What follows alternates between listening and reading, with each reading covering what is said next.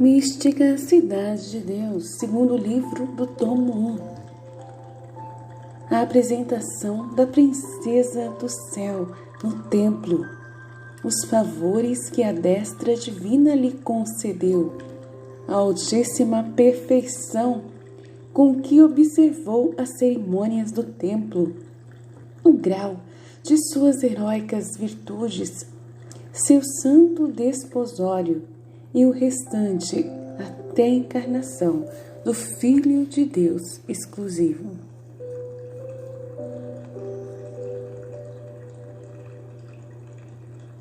Capítulo 1. A apresentação de Maria Santíssima no templo aos 3 anos de idade. A Arca da Aliança, figura de Maria Santíssima. Entre as figuras que na lei escrita simbolizam Maria Santíssima, nenhuma foi mais expressiva que a Arca do Testamento. A matéria de que era feita, o que continha, o fim para o qual servia, o que por ela e com ela operava o Senhor naquela antiga sinagoga. Tudo era um esboço desta Senhora e do que por ela e com ela realizaria na nova Igreja Evangélica.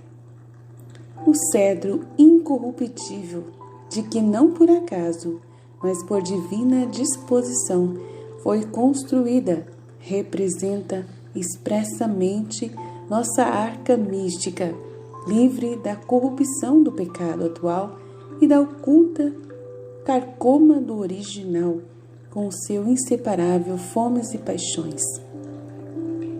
O finíssimo e puríssimo ouro de que era revestida por dentro e por fora, indubitavelmente significava a mais perfeita elevação da graça e dons que em seus divinos pensamentos, ações e costumes resplandecia. Interior e exteriormente, foi impossível divisar nesta arca parte, tempo ou instante em que não estivesse toda repleta e revestida de graça e graça de subidíssimos quilates. Maria, escrínio de Deus. As tábuas da lei, feitas de pedra, a urna do maná e a vara dos prodígios que aquela antiga arca continha e guardava, não poderiam simbolizar com maior exatidão o verbo manado, encerrado na arca viva de Maria Santíssima. Foi seu Filho unigênito a pedra fundamental e viva do edifício da Igreja Evangélica, a pedra angular que uniu 2 povos tão opostos, como o judeu e o gentio. Para isso, foi cortada do monte da eterna geração, gravada pelo dedo de Deus, com a nova lei da graça e depositada na arca virginal de Maria. Entenda-se, portanto, que esta grande rainha se tornou a depositária de quanto Deus era e fazia com as criaturas. Guardava também consigo o maná da divindade e da graça, o poder e a vara dos prodígios e maravilhas, para que somente nesta divina e mística arca se encontrasse a fonte das graças, o mesmo Deus, para dela transbordarem as maravilhas e prodígios do poder divino.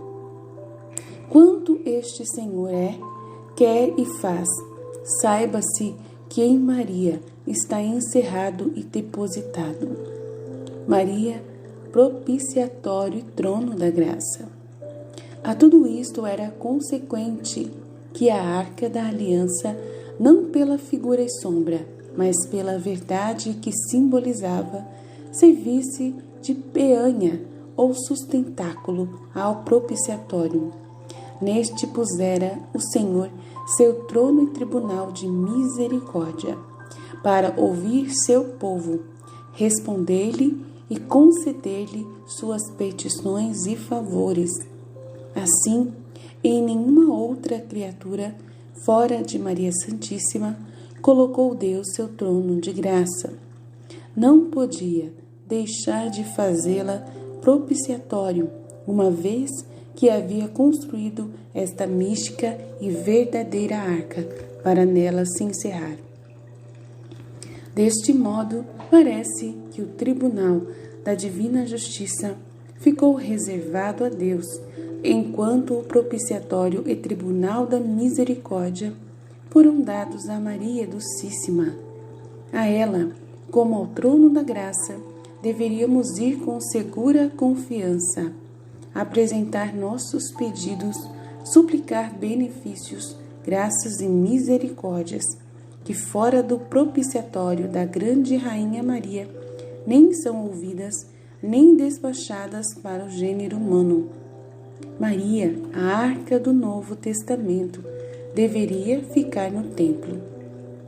Tão misteriosa e sagrada a arca, construída pela mão do mesmo Senhor para sua habitação e propiciatório de seu povo, não estava bem fora do templo, onde se encontrava guardada a outra arca material, figura desta verdadeira e espiritual do Novo Testamento. Por esta razão, ordenou o autor desta maravilha que Maria Santíssima fosse colocada em sua casa, o templo, terminados 3 anos após seu felicíssimo nascimento. Verdade é que, com grande admiração, vejo muita diferença entre o que sucedeu com aquela primeira e figurativa arca e o que acontece com a segunda e verdadeira, quando o rei Davi trasladou a arca para diferentes lugares e depois seu filho Salomão a colocou no templo, seu lugar apropriado, ainda que aquela arca não tinha outra grandeza senão a de representar Maria Puríssima e seus mistérios. Foram suas trasladações e mudanças festivas e cheias de regozijo para aquele antigo povo. Testemunharam as solenes procissões que fez Davi da casa de Abinadab a de Obededom, e desta ao tabernáculo de Sião, cidade de Davi. Finalmente, Sião foi trasladada por Salomão ao novo templo que edificara por ordem do Senhor para a casa de Deus e oração.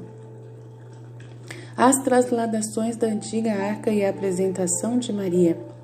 Em todas as trasladações conduziu-se a antiga arca da aliança com pública veneração e culto soleníssimo de músicas, danças, sacrifícios e júbilo daqueles reis e de todo o povo de Israel. Refere-o a história sagrada nos livros segundo o terceiro dos reis e primeiro e segundo dos Paralipômenos. Nossa mística e verdadeira arca Maria, entretanto ainda que mais rica, estimável, digna de maior veneração entre todas as criaturas, não foi levada ao templo com tão solene aparato e ostentação pública. Não houve nesta misteriosa trasladação sacrifícios de animais, nem pompa real e majestade de rainha. Foi conduzida da casa de seu pai Joaquim nos humildes braços de sua mãe Ana, que, embora não fosse pobre nesta ocasião, levou sua querida filha para apresentá-la ao templo ao modo dos pobres, com humilde recolhimento, sozinha e sem ostentação popular. Toda a glória e majestade desta procissão quis o Altíssimo fosse divina e invisível. Os mistérios de Maria Santíssima foram tão elevados e ocultos que muitos deles até hoje são desconhecidos pelos inescrutáveis juízos do Senhor, que reserva tempo e hora oportunos para todas e cada uma das coisas. Razão pela qual a apresentação da Virgem foi sem aparato, admirando eu, na presença do Altíssimo, desta maravilha. E louvando os seus desígnios, dignou-se Sua Majestade responder-me desta maneira: se ordenei que a arca do Velho Testamento fosse venerada com tanta festividade e aparato, era por ser figura expressa de quem seria mãe do Verbo manado. Aquela arca era irracional e material, e com ela podia-se, sem inconveniente, usar de tal celebridade e ostentação, com a arca viva e verdadeira, porém, não permitisse. Enquanto viveu em carne mortal, para ensinar com este exemplo o que tu e as demais almas deveis aprender, enquanto sois viadoras. A meus escolhidos, gravados em minha mente, e aceitação para eterna memória, não quero que a honra e exagero e ostensivo aplauso dos homens lhes sirva, na vida mortal, como recompensa do que fizeram para minha honra e serviço. Tampouco lhes convém o risco de repartir o amor entre aquele que os justifica e faz santos e aqueles que os celebram por tais. Um é o Criador, que os fez, sustenta, ilumina e defende. Único há de ser o amor e a atenção, e não o devem repartir, ainda que sejam para remunerar e agradecer as honras tributadas com zelo piedoso aos justos. O amor divino é delicado, a vontade humana fragilíssima e limitada, dividida, pouco e imperfeitamente pode fazer, e depressa tudo perde. Para deixar este ensinamento, eu não quis que fosse conhecida e honrada durante a vida, nem levada ao templo com ostentação e honra visíveis. Aquela que era santíssima e por minha proteção não podia cometer imperfeição. O exemplo de Cristo e Maria devem abonar a virtude e condenar o vício. Além disto, enviei meu unigênito do céu e criei aquela que seria sua mãe, para desiludir os mortais e tirar do mundo o erro, que se tornara iniquíssima lei estabelecida pelo pecado.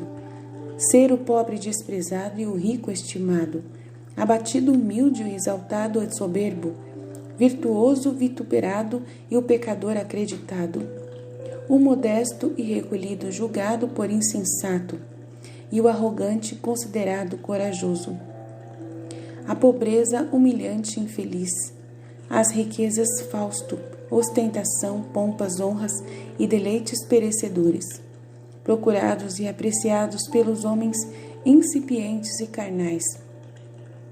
O Verbo e sua mãe vieram reprovar e condenar tudo isto como ilusório e enganador, para que os mortais conhecessem o formidável perigo em que vivem, amando e entregando-se tão cegamente à falsidade do sensível e deleitável.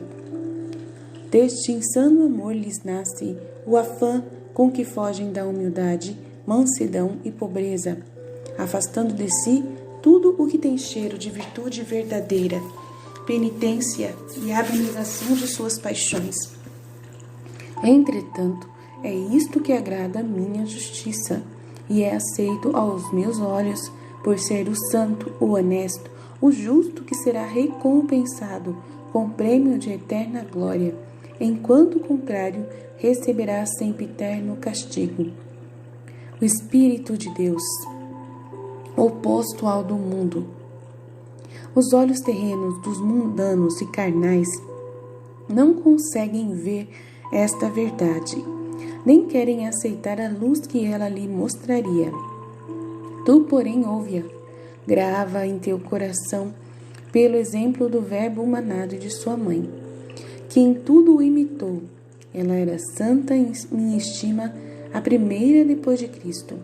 Toda a veneração e honra dos homens eram-lhe devidas, pois nem poderiam lhe dar o quanto merecia. Todavia, dispus que, por então, não fosse conhecida nem honrada, para nela ostentar o mais santo, o mais perfeito, o mais apreciável e seguro que meus escolhidos deveriam imitar, e aprender da mestra da verdade, a humildade, o escondimento, o retiro, o desprezo da engana vaidade do mundo, o amor aos trabalhos, as tribulações, desprezos, aflições e descrédito das criaturas. Uma vez que tudo isto não se ajusta com os aplausos, honras e estima dos mundanos, determinei que Maria Puríssima não as tivesse, nem quero que meus amigos as recebam ou aceitem. Se para minha glória às vezes os torno conhecidos no mundo, não é porque eles o desejem, mas com humildade e sem delas se afastarem, se submetem à minha disposição e vontade. Quanto deles depende, para si só desejam e amam o que o mundo despreza e que o Verbo manado e sua Mãe Santíssima fizeram e ensinaram. Esta foi a resposta do Senhor à minha admiração e reparo. Com isto, me deixou satisfeita e instruída de quanto desejo e devo executar. São Joaquim e Santa Ana levam Maria ao templo. Findo o prazo dos 3 anos determinados pelo Senhor, saíram de Nazaré Joaquim e Ana, acompanhados de alguns parentes, levando consigo a verdadeira arca da aliança, Maria Santíssima, nos braços de sua mãe, para depositá-la no santo templo de Jerusalém. Apressava-se a formosa menina, com fervorosos afetos, seguindo os perfumes de seu amado, para ir procurar no templo aquele mesmo que levava no coração. Esta humilde procissão seguia, sem acompanhamento de criaturas terrenas, nem visível aparato, mas com um brilhante e numeroso séquito de espíritos angélicos. Para celebrar esta festa, haviam descido do céu, além dos que ordinariamente guardavam sua rainha menina. Cantavam com música celestial novos cânticos de glória e louvor do Altíssimo.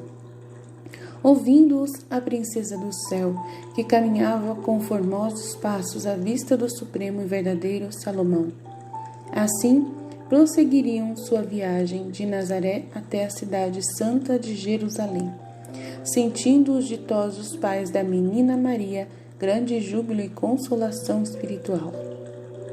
Chegaram ao templo e nele entraram a bem-aventurada Ana em companhia de São Joaquim, levando sua filha e senhora pela mão. Fizeram os 3 devota e fervorosa oração ao Senhor, os pais oferecendo a filha e esta oferecendo-se a si mesma, com profunda humildade, adoração e reverência. Somente ela conheceu como o Altíssimo a aceitava e recebia. De um divino resplendor que encheu o templo, saiu uma voz que lhe dizia: Vem, esposa minha, escolhida, vem ao meu templo, onde quero que me louves e bendigas. Terminada a oração, levantaram-se e dirigiram-se ao sacerdote que os abençoou. Todos juntos levaram a menina a um aposento onde se encontrava o colégio das jovens que ali se educavam, em internato e santos costumes, até chegarem à idade de tomar estado de matrimônio. Recolhiam-se ali especialmente as primogênitas da tribo real de Judá e da sacerdotal de Levi. Maria despede-se de seus pais. Subia-se a este colégio por uma escada de 15 degraus, onde vieram outros sacerdotes receber a bendita menina Maria.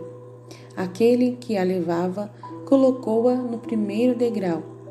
Ela lhe pediu licença e, voltando-se para seus pais Joaquim e Ana, pôs-se de joelhos, beijou-lhes as mãos, pediu-lhes a bênção e rogou-lhes que a encomendassem a Deus. Os santos pais abençoaram-na com grande ternura e muitas lágrimas. E a menina subiu os 15 degraus com incomparável fervor e alegria, sem voltar-se para trás, sem chorar, sem tomar qualquer atitude pueril, nem demonstrar sentimento pela despedida de seus pais. A todos admirou vê-la com majestade e inteireza tão peregrina em tão tenra idade. Os sacerdotes a receberam, levaram ao colégio das demais virgens e o santo Simeão, sumo sacerdote, a entregou às mestras, uma das quais era Ana, a profetisa. Esta santa matrona havia sido preparada com especial graça e luz do Altíssimo para se encarregar da filha de Joaquim e Ana. Por divina disposição, mereceu, por sua santidade e virtude, ter por discípula aquela que seria a mãe de Deus e mestra de todas as criaturas. São Joaquim e Santa Ana voltam a Nazaré, a escada de Jacó. Voltaram Joaquim e Ana para Nazaré, desolados e empobrecidos, sem o rico tesouro de seu lar, mas o Altíssimo os confortou e consolou. O santo sacerdote Simeão, ainda que no momento não conhecesse o mistério encerrado naquela menina, teve, porém, grande luz de que era santa e escolhida do Senhor. Os outros sacerdotes sentiram também por ela grande admiração e reverência. Naquela escada que a menina subiu, realizou-se com toda a exatidão o que Jacó viu na sua. Anjos que subiam e desciam, uns acompanhavam, outros vinham receber sua rainha. No alto esperava a Deus para aceitá-la por filha e esposa. Em seus afetos amorosos, ela sentiu que verdadeiramente era aquela a casa de Deus e a porta do céu. Maria confia-se à mestra e cumprimenta as companheiras.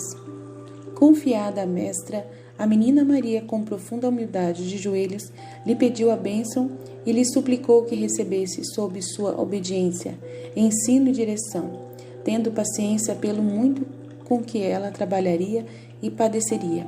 Ana, profetisa, a mestra, recebeu-a com agrado e lhe disse: Minha filha, em mim achareis mãe e amparo, e eu cuidarei de vós e de vossa criação com todo o desvelo possível. Em seguida, com a mesma humildade, Maria dirigiu-se a todas as meninas que ali se encontravam, cumprimentando-as e abraçando-as. Ofereceu-se para serva de todas e pediu-lhes que, sendo mais velhas e mais instruídas no que deviam fazer, a ensinassem e mandassem. Finalmente, lhes agradeceu por a terem aceitado em sua companhia, apesar de não a merecer. Doutrina da Santíssima Virgem Maria. Graça da vocação à vida religiosa. Minha filha, a maior felicidade de que nesta vida mortal uma alma pode receber é de ser chamada pelo Altíssimo à sua casa, para se consagrar para o seu serviço. Por este favor, a resgata da perigosa escravidão e a liberta de vil servidão do mundo, onde sem liberdade deve comer o pão com o suor de seu rosto. Quem há tão incipiente e obscurecido que não conheça o perigo da vida mundana, com tantas leis e costumes abomináveis, tais como a astúcia diabólica e a perversidade dos homens nela introduziram? A melhor parte é a vida religiosa e o retiro. Aqui se encontra porto seguro. O resto é tormenta, ondas encapeladas, cheias de dor e desgostos. Não reconhecerem os homens esta verdade, nem agradecerem este singular benefício, é repreensível dureza de coração e esquecimento de si mesmos. Tu, porém, minha filha, não te faças surda à voz do Altíssimo. Atende, trabalha e corresponde a ela. Advirto-te que um dos maiores empenhos do demônio é impedir a vocação religiosa. Quando o Senhor chama e dispõe as almas para se dedicarem ao seu serviço, a aversão do demônio pela vida religiosa. Somente o ato público e sagrado de receber o hábito e entrar em religião, ainda que não se faça sempre com fervor e pureza de intenções devidas, revolta e enfurece o dragão infernal e seus demônios. Não toleram a glória do Senhor, o gozo que sentem os santos anjos, além de saber aquele mortal inimigo que a vida religiosa santifica e aperfeiçoa. Acontece muitas vezes que, havendo nela entrado por motivos humanos e terrenos, depois a ação da graça melhora e corrige tudo.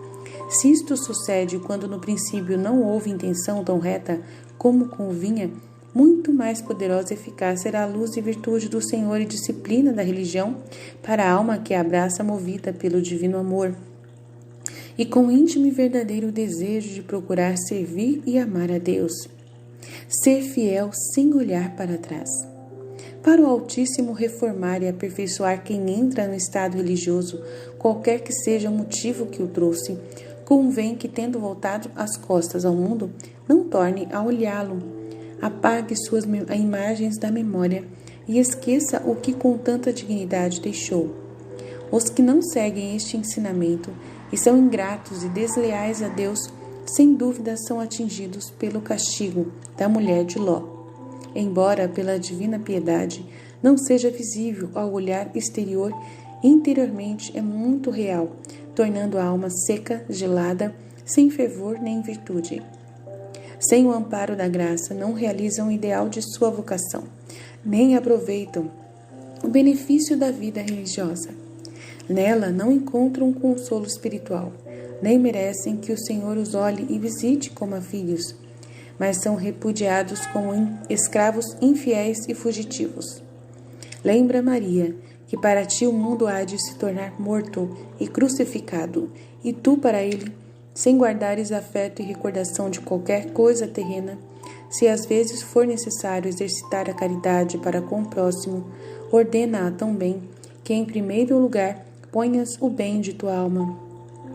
Sua segurança, quietude, paz e tranquilidade interior, evitando os excessos viciosos. Deves ser muito atenta a estas advertências se quiseres permanecer em minha escola.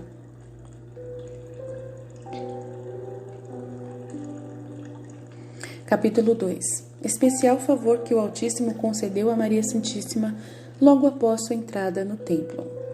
Primeiros atos de Maria no templo. Tendo partido os pais da divina menina e ficando ela a residir no templo, a mestra indicou-lhe a cela que entre as demais virgens lhe estava reservada, semelhante a grandes alcovas ou pequenos aposentos individuais. Prostrou-se em terra a princesa do céu e beijou-a, por ser solo e lugar do templo. Adorou ao Senhor, dando-lhe graças pelo novo benefício de a ter recebido ali, e a mesma terra por sustentá-la quando se considerava indigna de a pisar. Dirigiu-se a seus santos anjos, dizendo: Príncipes celestiais, mensageiros do Altíssimo, fidelíssimos amigos e companheiros meus, suplico-vos de todo o coração que neste templo do meu Senhor exerciteis comigo o ofício de vigilantes sentinelas, avisando-me de tudo o que devo fazer.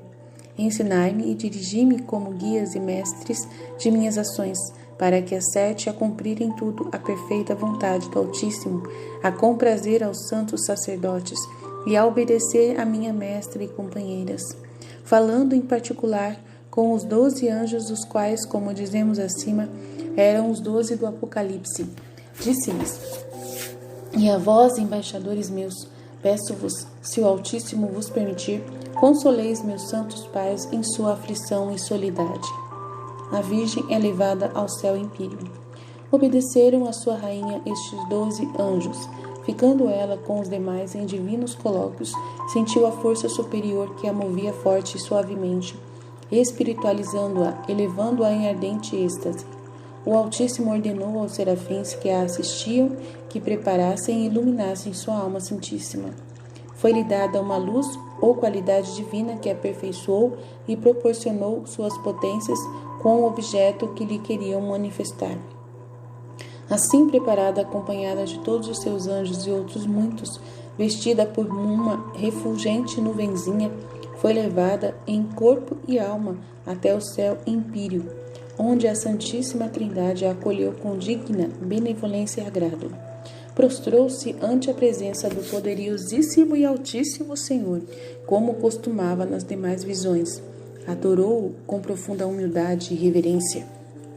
Em seguida, foi iluminada novamente com outra qualidade ou luz, na qual viu a divindade intuitiva e claramente.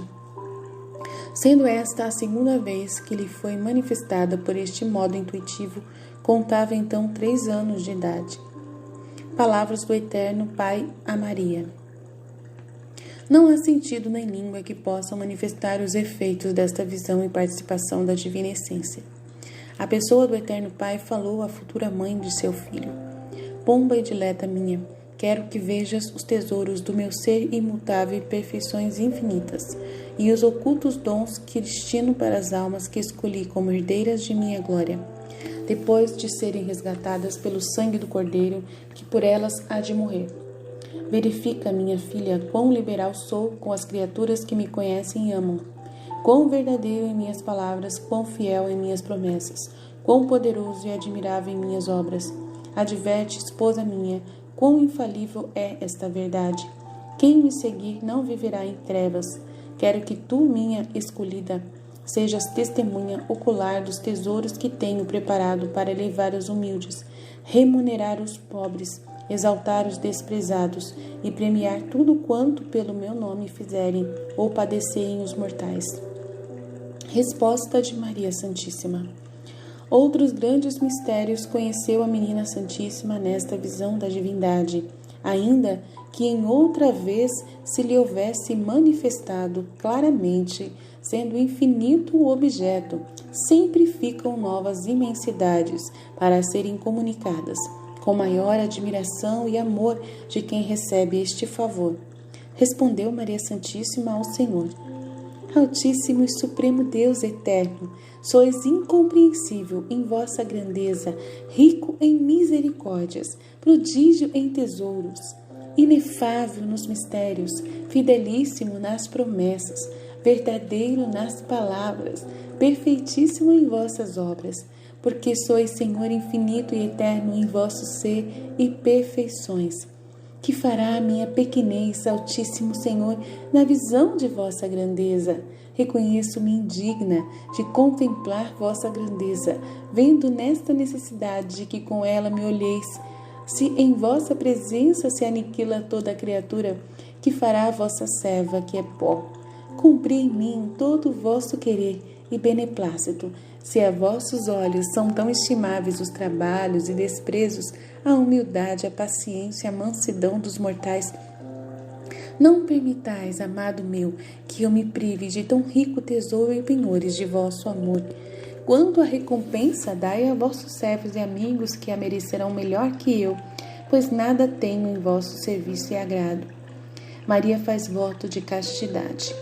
Muito se agradou o Altíssimo com esta petição da divina menina e fê-la compreender que lhe concederia trabalhar e sofrer por seu amor no decurso da vida, sem lhe revelar por então a ordem e o modo como tal sucederia. Deu graças à princesa do céu pelo benefício e favor de ser escolhida para trabalhar e padecer pelo nome e glória do Senhor.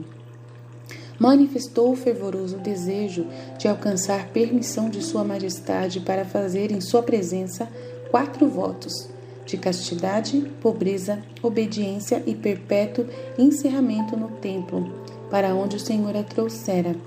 A este pedido respondeu-lhe o Senhor: Esposa minha, meus pensamentos elevam-se acima de todas as criaturas, e tu, minha eleita, desconheces agora o que no decurso de tua vida te pode suceder, e que não será possível satisfazer teus fervorosos desejos em tudo e no modo como pensas agora. Aceito e quero que faças o voto de castidade e que também renuncies desde já às riquezas terrenas. Quanto aos demais votos em suas matérias, é minha vontade que, quanto possível, procedas como se estivesses feito. Teu desejo se cumprirá em muitas outras donzelas, que, no futuro, da lei e da graça, por te imitarem e me servirem, farão os mesmos votos, vivendo reunidas em congregações. Deste modo, serás mãe de muitas filhas. Não fez voto de pobreza e obediência, mas praticou essas virtudes. Fez a Menina Santíssima, em presença do Senhor, o voto de castidade, sem obrigar-se. Aos demais renunciou à afeição de tudo quanto é terrestre e criado, propondo-se obedecer por amor de Deus e a todas as criaturas. No cumprimento destes propósitos foi mais pontual, fervorosa e fiel, de quantos por voto ou prometeram ou prometerão. Com isto cessou a visão intuitiva e clara da divindade, mas não foi logo restituída à terra. Em estado menos elevado, recebeu outra visão imaginária do mesmo Senhor, estando sempre no céu empíreo, da maneira que a visão da divindade seguiram-se outras imaginárias. Os serafins preparam a Virgem para o desposório com Deus. Nessas visões aproximaram-se alguns serafins dos mais imediatos do Senhor, que a seu mandato a adornaram na seguinte forma. Primeiro, todos os seus sentidos foram iluminados com uma claridade ou lume que os enchia de graça e formosura. Em seguida, vestiram-lhe uma túnica preciosíssima e refulgente, cingiram-na com um cinto cravejado de diferentes pedras multicores, brilhantes e transparentes, que a embelezavam acima de toda imaginação, significando a imaculada pureza e demais virtudes heróicas de sua alma santíssima. Puseram-lhe também um colar de inestimável e súbito valor, com 3 grandes pedras, símbolo dos 3 maiores e mais excelentes virtudes, a fé, a esperança e a caridade. Pendiam do colar sobre o peito, como indicando o lugar onde repousam tão ricas joias.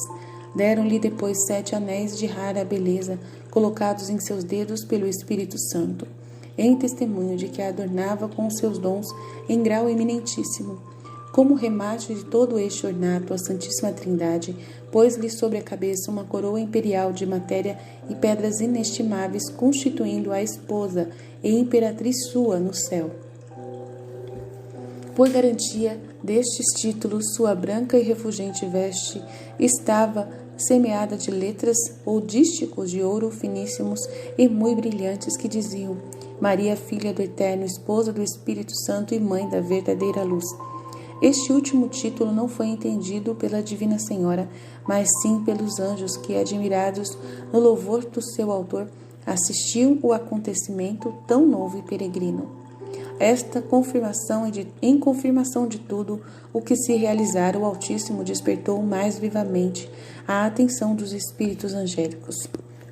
Do trono da Beatíssima Trindade saiu uma voz que assim falava a Maria: Por toda a eternidade serás nossa esposa, querida e escolhida entre todas as criaturas. Os anjos te servirão e todas as nações e gerações te chamarão de bem-aventurada.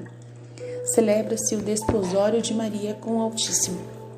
Ataviada, a soberana menina com as galas da divindade, celebrou-se o mais célebre e maravilhoso desposório que jamais puderam imaginar os mais elevados querubins e serafins.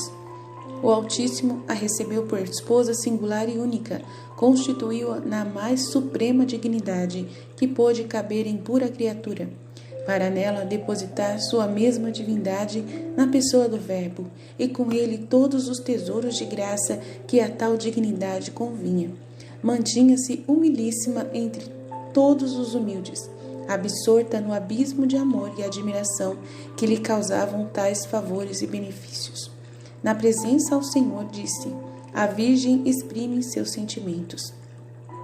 Altíssimo Rei e Deus incompreensível, quem sois vós e quem sou eu, para que vossa dignação olhe a quem é pó, indigna de tais misericórdias? Em vós, meu Senhor, como em claro espelho, conheço vosso ser imutável e vejo, sem engano, a baixeza e vileza do meu. Contemplo vossa imensidade, meu nada. Neste conhecimento fico aniquilada e desfeita em admiração, de que a majestade infinita se incline, e tão humilde vermezinho, que só pode merecer o desprezo de todas as criaturas.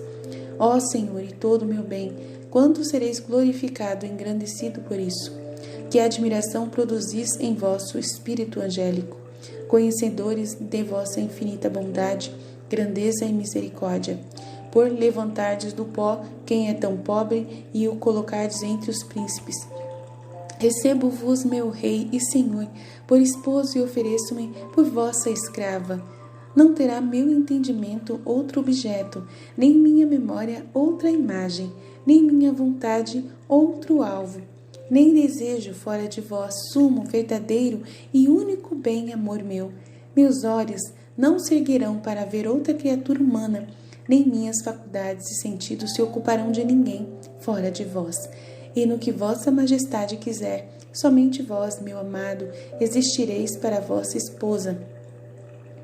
E ela será só para vós, imutável e eterno bem. Maria faz diversas súplicas a Deus e é reconduzida ao templo. recebeu o Altíssimo com inefável prazer esta aceitação feita pela soberana princesa do novo desposório celebrado com sua alma santíssima. Como a verdadeira esposa e senhora de toda a criação, pôs-lhe nas mãos todos os tesouros de seu poder e graça, mandando-lhe pedir quanto desejasse, que nada lhe seria negado. Assim o fez a humilíssima pomba, pediu ao Senhor com ardentíssima caridade enviasse seu unigênito ao mundo para a salvação dos mortais, que a todos chamasse ao conhecimento verdadeiro de sua divindade, que a seus pais naturais Joaquim e Ana aumentasse o amor e dons de sua divina destra, que aos pobres e aflitos consolasse e confortasse em seus trabalhos. Para si mesma pediu o cumprimento e beneplácito de sua divina vontade. Estas foram as petições mais importantes e particulares que fez a nova esposa Maria, nesta ocasião a Beatíssima Trindade. Entoaram os espíritos angélicos novos cânticos em louvor do Altíssimo. Os designados por Deus com celestial harmonia trouxeram de novo a menina Santíssima do céu empíreo ao templo donde a tinham levado. A menina Maria despoja-se de todas as coisas materiais. Para começar logo a praticar o que prometera na presença do Senhor, dirigiu-se a sua mestra e lhe entregou tudo quanto sua mãe Santana lhe deixara para suas necessidades e bem-estar, até roupas e alguns livros. Pediu-lhe que distribuísse aos pobres ou como lhe parecesse bem, e lhe ordenasse quanto deveria fazer. A discreta mestra, que como disse, era Ana a profetisa, com divina inspiração, aceitou e aprovou o que a formosa menina Maria oferecia, e a deixou pobre, sem nada além da roupa que vestia. Propôs-se ter com ela particular cuidado, visto ser a mais pobre e destituída, porquanto as demais meninas tinham pecúlios, enxovais e outras coisas de que podiam dispor livremente.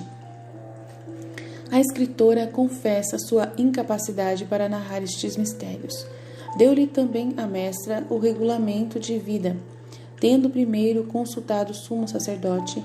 Com este despojamento e submissão, conseguiu a rainha e senhora de todas as criaturas ficar solitária, destituída e despojada de todas elas e de si mesma, sem reservar outro afeto e propriedade senão o ardente amor do Senhor, e seu próprio abatimento e humilhação. Confesso minha suma ignorância, pobreza e insuficiência, sentindo-me totalmente indigna de explicar mistérios tão soberanos e ocultos, se nem as expeditas línguas dos santos e sábios, e a ciência e o amor dos supremos serafins e querubins seriam insuficientes, que poderá dizer uma mulher inútil e ignorante. Estou convencida do quanto ofenderia a grandeza de sacramento tão veneráveis se não tivesse a desculpa da obediência. Mas ainda com ela temo e conheço que ignoro e calo o mais importante, e só digo que é mínimo de cada um dos mistérios e sucessos dessa cidade de Deus Maria Santíssima. Doutrina da Santíssima Virgem Maria. Origem da vida religiosa. Minha filha, entre os grandes e inefáveis favores que no decurso de minha vida recebi da destra do Todo-Poderoso, um deles foi o que acabas de conhecer e descrever. Na visão clara da divindade do incompreensível ser do Altíssimo, conheci ocultíssimos sacramentos e mistérios. Naquele ornato e desposório recebi incomparáveis benefícios e docíssimos efeitos em meu espírito. O meu desejo de fazer os 4 votos de pobreza, obediência, castidade e clausura agradou muito ao Senhor. Por ele mereci que se estabelecesse na igreja a lei da graça, os mesmos votos para as religiosas, como hoje se costuma. Essa foi a origem de que agora fazeis, vós, as religiosas, segundo o que disse Davi. Após delas, virgens serão conduzidas ao rei. No Salmo 44:15, ordenou o Altíssimo que meus desejos constituíssem o fundamento das instituições religiosas e da lei evangélica. Tudo o que propus diante do Senhor cumpri inteira e perfeitissimamente, quanto era possível meu estado de vida. Jamais olhei para o rosto de homem algum, nem sequer ao do meu esposo José, ou dos anjos quando me apareciam em forma humana, mas em Deus vi e conheci a todos. a nenhuma coisa criada ou racional, a nenhuma ação ou inclinação humana fui apegada.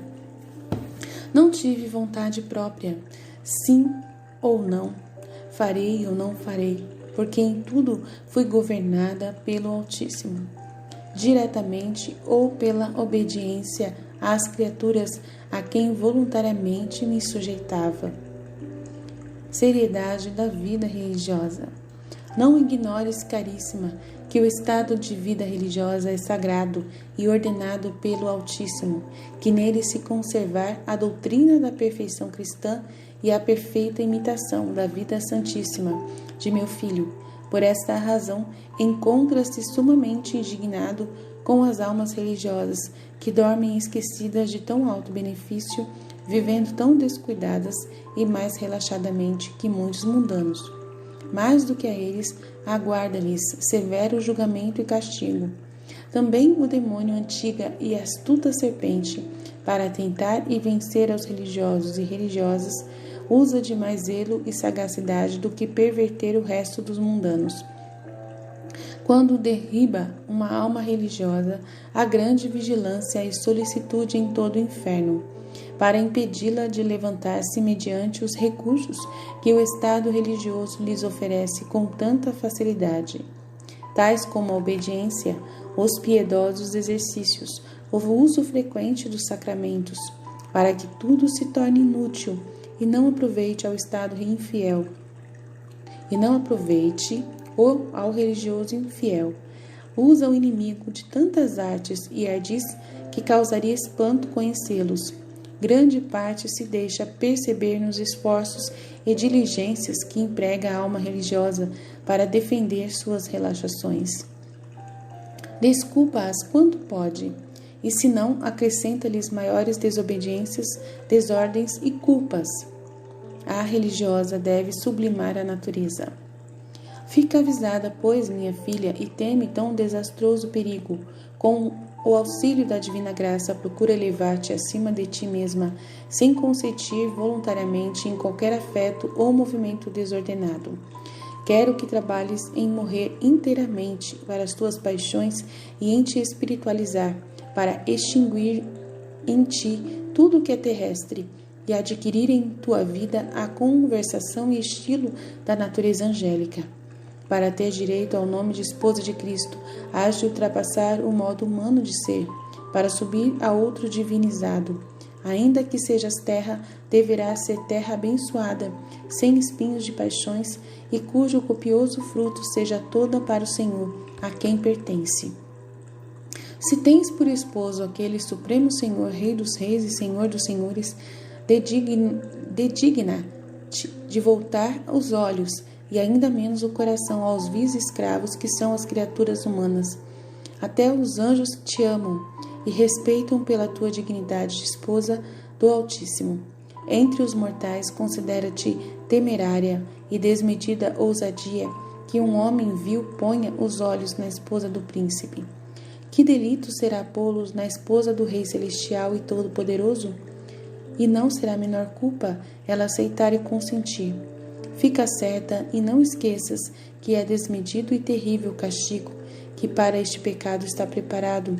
Não te mostro por tua fraqueza, não o suportaria. Quero que baste meu ensinamento para executares tudo o que te ordeno. Imita-me como discípula, quanto for possível as tuas forças, e sê solícita em instruir e fazer que tuas monjas pratiquem esta doutrina. Senhora e Rainha piedosíssima, com júbilo de minha alma, ouço vossas docíssimas palavras, cheias de espírito e vida. Desejo gravá-las no íntimo do meu coração com a graça de vosso Filho Santíssimo, que vos suplico me alcanceis. Se me derdes licença, falarei em vossa presença como discípula ignorante, a sua mestra e senhora. Minha mãe e amparo, ordenais que eu cumpra os 4 votos de minha profissão, conforme é minha obrigação e vontade. Ainda que tíbia e indigna, peço-vos alguma doutrina mais externa para me orientar no cumprimento deste dever, de acordo com o desejo que a minha alma inspiraste.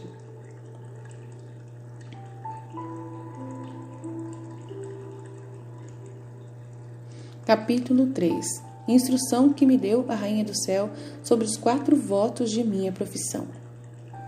Voto é compromisso. Minha filha e amiga, não quero negar-te o ensinamento que me pedes com o desejo de o praticar. Recebe-o, pois, com apreço e ânimo devoto e disposto para executá-lo.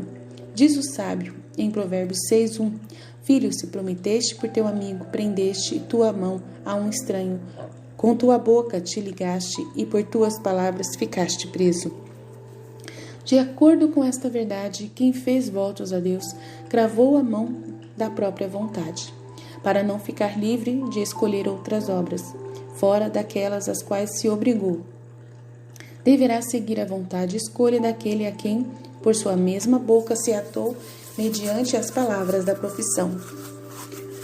Antes de fazer voto, estava em sua mão escolher o caminho. Havendo-se, porém, ligado e comprometido, saiba a alma religiosa que perdeu totalmente sua liberdade e a entregou a Deus, na pessoa de seu superior. Toda a ruína ou salvação das almas consiste no modo de usar a liberdade. Para o maior número delas, usa-a mal e se perde. Ordenou o Altíssimo o estado permanente da vida religiosa mediante os votos, usando uma vez da liberdade com perfeita e prudente escolha. A criatura entrega a Deus por esse ato o que com outros muitos perderia, caso ficasse livre e independente por querer ou não querer. As grandes vantagens dos votos. Pelos votos, perde-se felizmente a liberdade para o mal e assegura-se para o bem, como rédea que desvia do perigo e adestra pelo caminho plano e seguro. Liberta-se a alma da servidão de suas paixões e, adquirindo o poder sobre elas, reina como senhora em seus domínios. Fica subordinado somente à graça e moções do Espírito Santo que a governará em suas operações, se ela empregar toda a sua vontade em só fazer o que prometeu a Deus. Com isto, a criatura passa da qualidade de escrava à excelente dignidade de filha do Altíssimo e da condição terrena angélica. Os defeitos corruptíveis e o castigo do pecado não a atingem em cheio. Não é possível na vida mortal compreender quais e quantos bens e tesouros conquista a alma que se dispõe com todas as forças e afetos a cumprir perfeitamente os votos de sua profissão. Asseguro-te, caríssima, que as religiosas perfeitas e pontuais podem chegar e ainda exceder ao mérito dos mártires. Exortação à fidelidade. Tu, minha filha, conseguiste o feliz princípio de tantos bens no dia em que escolheste a melhor parte. Adverte, porém, muitíssimo que te obrigaste a um Deus eterno e poderoso que conhece o mais íntimo do coração. Se mentir aos homens e faltar-lhes as promessas é coisa tão feia e reprovável quanto pesará ser infiel a Deus em promessas justíssimas e santíssimas. Se teu Criador, conservador e benfeitor, deves-lhe gratidão, sendo pai reverente, sendo esposo lealdade, por ser amigo merece fiel correspondência, por veríssimo fé e esperança, sumo e eterno, bem espera amor, onipotente, a obediência e justíssimo juiz e temor santo e humilde. Contra estes e outros muitos títulos cometerás traição e aleivosia se faltares e quebrares as promessas de tua profissão. Se qualquer religiosa que vive com obrigação de trato e vida espiritual é tão monstruoso chamar-se esposa de Cristo e ser membro e escrava do demônio, muito mais será em ti. Havendo recebido mais que todas, deve excedê-las no amor, trabalho e fidelidade a tão incomparáveis benefícios e favores. Gravidade da ofensa a Deus. Adverte, pois, alma, quão aborrecível esta culpa te faria ao Senhor, a mim, aos santos e aos anjos. Todos somos testemunhas do amor e fidelidade que ele tem mostrado como rico, amoroso e fidelíssimo esposo. Trabalha, pois, com sumo desvelo para não o ofender, quer no muito, quer no pouco. Não o obrigues a te desamparar, deixando-te entregue às bestas das paixões e do pecado. Não ignoras que isto seria a maior infelicidade e castigo do que se te entregaste ao furor dos elementos ou à ira de todas as feras e animais brutos. Se ainda os demônios sobre ti desafogassem sua raiva e o mundo te propinasse todas as penas e desonras que pudesse te causar, tudo fora menor dano para ti do que cometer uma só culpa venial contra Deus, a quem deve servir e amar em tudo e por tudo. Qualquer pena desta vida é menos que a culpa, porque as penas se acabarão com a vida mortal, enquanto a culpa pode ser eterna e com ela o será castigo. Fuga do pecado. Na vida presente, muito atemoriza e assusta os mortais qualquer sofrimento e tribulação, porque os percebem pelos sentidos. Não os atemoriza nem acaba a culpa, porque, embaraçados com as coisas visíveis, não pensam que a ela segue imediatamente a pena eterna do inferno. Apesar desta pena vir tão infiltrada no pecado, o coração humano é de tal modo pesado que se deixa embriagar pela culpa e não adverte no castigo por não sentir o inferno pelos sentidos. E podendo vê-lo e tocá-lo pela fé, deixa-a ociosa e morta como se não a tivesse. Ó infeliz cegueira dos mortais! Ó dureza e negligência que a tantas almas capazes de razão e de glória mantém enganosamente escravizados! Não há palavras nem razões suficientes para encarecer este formidável e tremendo perigo. Minha filha, foge e afasta-te com santo temor deste infeliz estado. É preferível abraçares todos os trabalhos e tormentos da vida que logo passa, a te expores a ele, pois nada te faltará se não perderes a Deus. Grande meio para a tua segurança será a consideração de que não há culpa pequena para ti e teu estado. O pouco hás de temer muito, pois porque o Altíssimo conhece que o desprezo pelas pequenas faltas abre o coração da criatura para admitir outras maiores. Não é amor louvável o que não poupa qualquer desgosto à pessoa que ama. Primeiro a obrigação, depois a devoção. A ordem que as almas religiosas devem guardar em seus desejos será, em primeiro lugar, com solicitude e pontualidade, cumprir as obrigações de seus votos e todas as virtudes que exigem. Depois disso, em segundo lugar, vêm as obras livres chamadas de superrogação. Enganadas pelo demônio, algumas almas com indiscreto zelo da perfeição costumam inverter esta ordem, faltando gravemente em coisas obrigatórias de seu estado, querem acrescentar outras ocupações de sua escolha, ordinariamente inúteis ou sem importância. Nascem-lhe da presunção ou singularidade com que desejam ser vistas e distinguidas por mais zelosas e perfeitas que outras, quando estão muito longe de começar a sê-lo. Em ti não quero esta falta repreensível, mas desejo que em primeiro lugar cumpras com a observância de teus votos e vida comum, e depois acrescentes o que puderes com a divina graça e na medida de tuas forças. Com esta ordem, tudo a formoseia a alma e a torna perfeita e agradável aos divinos olhos. O voto da obediência.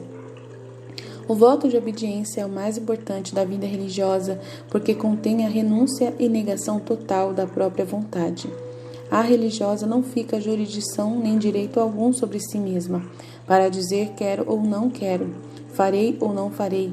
A tudo isto renunciou pela obediência, colocando-o nas mãos do superior. Para cumpri-la é necessário que não te consideres sábia, nem te imagines senhora de teu gosto querer e entender. A obediência verdadeira gera-se na fé. Deves se estimar, reverenciar e crer no que o superior manda, sem pretender examinar nem compreender. De acordo com isto, para obedecer, considera-te sem razão, sem vida nem raciocínio, semelhante a um corpo morto. Deixa-te mover e governar, estando viva somente para executar, com presteza, tudo o que for da vontade do Senhor. Nunca discutes contigo as ordens que recebes, somente reflete como executarás o que te é mandado. Sacrifica a teu próprio querer, degola todos os teus apetites e paixões, e depois de estares morta aos teus movimentos, seja a obediência a vida e alma de tuas obras. Na vontade de teu superior deve estar incluída e atua com todos os teus movimentos, palavras e ações. Pede que em tudo tirem o teu ser próprio e te deem outro novo, que em nada seja teu, mas todo da obediência sem contradição nem resistência alguma. Obediência perfeita. O mais perfeito modo de obedecer é aquele que não desgosta o superior com resistência e contrariedade, mas sim o compraz com pronta execução do que manda, sem réplicas, murmurações ou outros atos discordantes. O superior a representa a Deus, e quem obedece os prelados obedece ao mesmo Senhor que está neles, para os governar e iluminar no que mandam, para o bem e a salvação da alma dos súditos. O desprezo que se faz do superior atinge a Deus, que por eles e neles está ordenando e manifestando sua vontade. Deves entender que é o próprio Senhor quem lhes move a língua, ou que são a palavra do mesmo Deus onipotente. Minha filha, esforça-te por ser obediente e cantarás vitória. Não temas obedecer, é caminho tão seguro que os erros dos obedientes não serão lembrados por Deus no dia das contas. Ainda mais, Ele lhes apagará até aos outros pecados em consideração do sacrifício da sua obediência. Meu Filho Santíssimo ofereceu ao Eterno Pai sua preciosíssima paixão e morte com particular afeto pelos obedientes. Quis que fossem mais beneficiados no perdão, na graça e no acerto e perfeição de tudo quanto fizessem por obediência. Ainda agora, muitas vezes, para aplacar ao Pai, representa-lhe que pelos homens morreu obedecendo até a cruz. E com isto aplaca-se o Senhor de igual modo pelo agrado que recebeu da obediência de Abraão ao seu filho. Obrigou-se não somente a impedir a morte de Isaque, que tão obediente se mostrava, mas ainda a constituir Abraão pai da descendência humana de seu unigênito, fazendo o patriarca cabeça e fundamento de tantas bênçãos. O voto de pobreza. O voto de pobreza é generosa abstenção e desembaraço da pesada carga das coisas temporais. É desafogo do espírito, alívio para a humana fraqueza, nobre liberdade do coração, capaz de bens eternos e espirituais. É satisfação e fartura, que sossega o apetite sedento de tesouros terrenos. É domínio, posse e uso, nobilíssimo de todas as riquezas. Tudo isto, minha filha, e outros maiores bens estão contidos na pobreza voluntária. São bens desconhecidos pelos filhos do século, amadores das riquezas e inimigos da rica e santa pobreza. Não percebem ainda que o padeçam, quão pesado é o gravame das riquezas, oprime-os até o solo e ainda até as entranhas da terra, onde procuram o ouro e a prata com cuidados, desvelos, trabalhos e suores, não de homens de razão, mas de brutos irracionais que ignoram o que fazem e sofrem. Se antes de as adquirir, as riquezas são tão pesadas, quantos serão depois de conseguidas? Digam-no todos quantos que esta carga cairão, com esta carga cairão no inferno. Digam-no os desmedidos afãs para conservá-las e muito mais os intoleráveis leis que elas e os ricos introduziram no mundo. Vantagem da pobreza. Tudo isto afoga o espírito, tiraniza sua fraqueza e envilece a nobilíssima capacidade que a alma possui para os bens eternos e para o próprio Deus. Ao contrário, é certo que a pobreza voluntária restitui à criatura seu primitivo e nobre estado, liberta-a de baixíssima servidão e a coloca na singela liberdade em que foi criada para a senhora de todas as coisas. Nunca é mais senhora do que quando as despreza, quando as distribui ou as deixa voluntariamente. Tem a maior posse e faz o mais excelente uso das riquezas. O apetite só acalma quando se satisfaz por não as ter. Acima de tudo, o coração vazio torna-se disposto para acolher os tesouros da divindade, para os quais Deus o criou com capacidade quase infinita. As transgressões da pobreza. Desejo, minha filha, que estudes muito esta filosofia e ciência divina. É muito esquecida pelo mundo, e não só por ele, mas ainda por muitas almas religiosas que a prometeram a Deus, cuja indignação é grande por esta culpa. Os transgressores deste voto não percebem o merecido e pesado castigo que recebem. Tendo rejeitado a pobreza voluntária, perderam o Espírito de Cristo, meu Filho Santíssimo, aquele Espírito que viemos ensinar aos homens com despojamento e pobreza, ainda que agora o não sintam, porque o justo juiz dissimula e eles gozam Da abundância que desejam, na prestação de contas que os aguarda, se acharão confusos e espantados com o rigor da divina justiça, da qual não quiseram lembrar nem meditar. Os bens temporais e os eternos. O Altíssimo criou os bens temporais para servirem de sustento à vida dos homens. Conseguido este fim, cessa a necessidade, que sendo limitada em breve se acaba e com pouco se satisfaz. A alma, porém, é imortal. Não é, pois, justo que o cuidado dos homens por ela seja passageiro, enquanto fazem perpétuo desejo e afã de adquirir riquezas. É suma perversidade trocar assim os fins pelos meios, em coisa tão duradoura e importante que o homem dê à breve e insegura existência do corpo todo o tempo, cuidado e trabalho de suas forças, e desvelos de seu entendimento, e que a pobre alma não queira dar mais que uma hora em muitos anos de vida, e essa muitas vezes a última e a pior da vida. Desapego material e espiritual. Aproveita-te, pois, minha filha caríssima, da verdadeira luz e compreensão, que a respeito de tão perigoso erro te deu o Altíssimo. Renuncia a toda afeição a qualquer coisa terrena, ainda que seja com pretexto e aparência de necessidade. E porque teu convento é pobre, não sejas desordenadamente solícita em procurar as coisas necessárias para o sustento da vida. Quando nisto puseres um moderado cuidado que deves, seja de modo a não te perturbares se faltar o que desejas. Nada desejas com apego, ainda que te pareça ser para o serviço de Deus, pois tanto menos o amarás, quanto como com ele quiseres amar outras coisas. Ao que sobejar, deves renunciar como supérfluo e desnecessário, sendo falta conservá-lo inutilmente. O pouco também deves estimar pouco, pois seria maior erro embaraçar o coração com que nada vale e muito atrapalha. Se conseguires tudo quanto julgas preciso, não serás verdadeiramente pobre, porque em rigor a pobreza é ter menos do que é necessário. E aquele a quem nada falta é rico. Ter mais do que necessário é desassossego e aflição de espírito. Desejar e guardar sem usar vem a ser uma pobreza sem quietude nem paz. Liberdade espiritual. Quero que tenhas a liberdade de espírito, que a coisa alguma se afeiçoa, seja grande ou pequena, supérflua ou necessária, do que necessitares para a vida, deves aceitar só aquilo que é preciso para não morrer, nem faltar ao decoro. Seja para teu vestir o mais pobre e remendado, na alimentação mais trivial, sem caprichos de paladar, pede antes daquilo que menos gostas para mortificar o apetite, e assim fazer sempre o que é mais perfeito. O voto de castidade. O voto de castidade compreende a pureza de alma e corpo. Fácil é perdê-la, difícil e até impossível recuperá-la, conforme o modo como se perde. É grande tesouro guardado em castelo de muitas portas e janelas, sem segurança, se não estiverem bem guardadas e defendidas.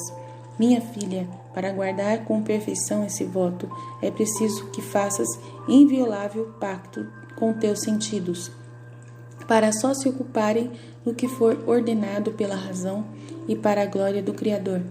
Mortificados os sentidos, fácil é vencer os inimigos que só por meio deles te podem atacar. Os pensamentos não nascem nem revivem se não receberem suas espécies ou imagens pelos sentidos exteriores que os fomentam. Não has de tocar, olhar e falar a nenhuma pessoa humana, de qualquer condição que seja, homem ou mulher, nem em tua imaginação entrem suas espécies ou imagens. Neste cuidado, que te recomendo muito, guardarás a pureza que de ti quero. Se por obediência ou caridade falares com alguém, que só por estes motivos deves tratar com as criaturas, seja com toda a gravidade, modéstia e recato. Mortificação. A respeito de tua pessoa, vive como estranha e alheia no mundo, pobre, mortificada, macerada, amando a aspereza de tudo que é terrestre, sem apetecer descanso ou consolação, como quem está fora do lar e da pátria, a trabalhar e combater contra os fortes inimigos. Sendo a carne o mais perigoso e opressivo, convém resistir sem descuido a tuas naturais paixões e nelas as tentações do demônio. Eleva-te sobre ti mesma, procura alcançar um estado acima de tudo o que é terreno, para viveres à sombra daquele que desejas. E sob sua proteção gozares de tranquilidade e verdadeira paz. Entrega-te de todo o coração e com todas as forças a seu casto e santo amor. Lembrando que para ti existem criaturas apenas enquanto te ajudam a amar e servir ao teu Senhor. Para tudo mais, hás de esquecê-las. Semelhança com Cristo. Ainda que nenhuma virtude deve faltar àquela que se chama e faz profissão de esposa de Cristo, a castidade é a que mais se assemelha ao seu esposo. Esta virtude a espiritualiza e afasta da corrupção terrena, elevando-a ao ser angélico e a certa participação do mesmo Deus. Estabelece e adorna todas as demais virtudes, eleva o corpo a um estado superior, esclarece o entendimento e conserva nas almas a sua nobreza superior a todo o corruptível. Disse que as virgens acompanham o Cordeiro, porque esta virtude foi precioso, fruto da redenção, operada por meu Filho Santíssimo na cruz, onde tirou os pecados do mundo. Voto de clausura. O voto de clausura é um muro de proteção para a castidade e todas as virtudes, o engaste onde se conservam e resplandecem. É privilégio do céu para eximir as religiosas, esposas de Cristo, dos pesados e perigosos tributos pagos pela liberdade do mundo ao príncipe de suas vaidades. Por este voto, as religiosas vivem em porto seguro, enquanto outras almas naufragam e perecem a cada passo, na tormenta dos perigos. Com tantas vantagens, a clausura não é estreita prisão. Oferece às religiosas os espaçosos campos das virtudes do conhecimento de Deus e suas infinitas perfeições, de seus mistérios e das admiráveis obras que realizou e realiza pelos homens. Nestes extensos campos e espaços, podem e devem esparecer e se recrear. Só quando não o fazem é que a maior liberdade vem a dar impressão de opressivo cárcere. Para ti, filha, não haja outra expansão, nem quero que te confines à pequenez da terra, ainda que seja o mundo inteiro. Sobe às alturas do conhecimento e do amor divino, onde, sem confins e limites que te aprisionem, viva em ampla liberdade. Dali verás quão mesquinhas, vis e desprezíveis são todas as coisas criadas para com elas ocupares tua alma. Clausura dos sentidos.